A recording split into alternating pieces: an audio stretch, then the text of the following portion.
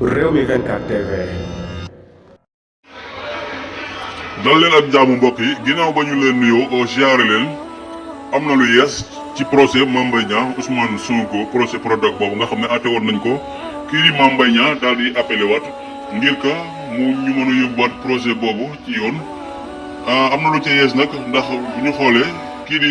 Daouda Mine moom nag ma ngay dàq ki nga xam ne moom moo nar a jugé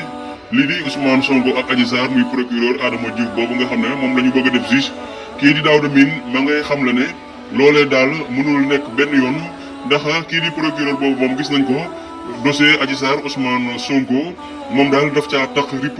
fësal ca ak parloom kon boog duñu mën a nangu mukk kii di Adama Diouf moomu ñu ne moom mooy jugé kii di Ousmane Sonko ak Mame Mbaye Niang loolu la Daouda Mine yëgale kon ma ngay xam la ne loolee du mën a nekk benn yoon te duñ ko nangu ndax kii di juge boobu moom dossier mag Adji Sarr ak Ousmane Sonko gis nañ taxawaaye ba mu ci def ak parparloo ak fës gi nga xam ne fës nañ ca kon boo ko du ñu naran mukk fii ci réewum Sénégal kookee nga xam ne mooy noonu Ousmane Sonko abadan mu naan dafay àtte Ousmane Sonko la 17 avril bii ñu jëm digganteem ak Mame Mbaye Niang kon Daouda Mine moom ma ngay dàq